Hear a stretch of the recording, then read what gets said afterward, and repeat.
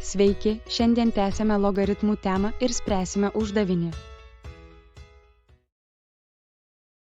Mums duota, kad logaritmas pagrindu 3 skaičiaus 2 yra lygus a, o logaritmas pagrindu 3 skaičiaus 5 yra lygus b.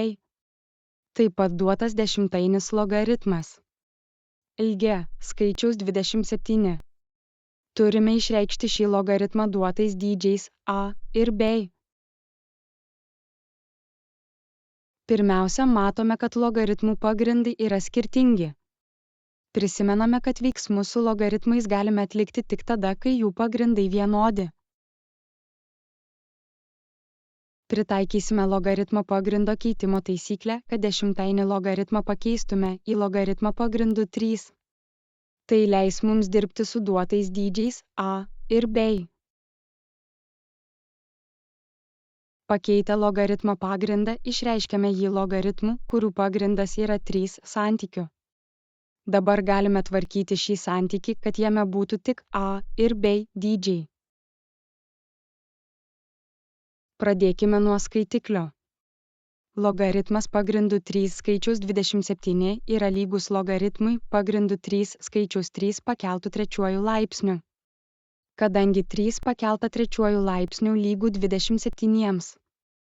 Taikome logaritmo kėlimo laipsnių savybę, kuomet logaritmuojamo skaičiaus laipsnis perkeliamas prieš logaritmą. Ir gauname 3 kart logaritmas pagrindu 3 skaičiaus 3. Kadangi logaritmas pagrindu 3 skaičiaus 3 yra lygus vienetui, galime supaprastinti reiškinį ir gauname rezultatą 3. Taip baigiame tvarkyti skaitiklį. Toliau tvarkome vardiklį. Matome, kad skaičius 10 negali būti paverstas sveikuoju laipsniu su rodikliu 3.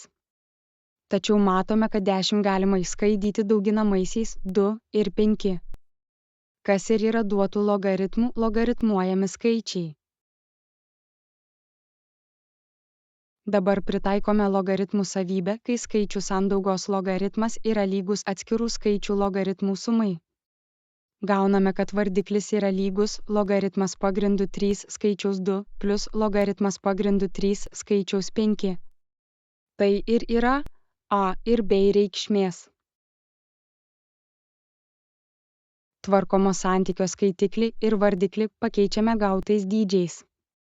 Vardiklyje esančius logaritmus savo ruožtu pakeičiame dydžiais a ir b. Ir gauname atsakymą. 3 padalinta iš a plus b. Ačiū, kad žiūrėjote. Nepamirškite užprenumeruoti kanalo naujienas. Iki pasimatymų.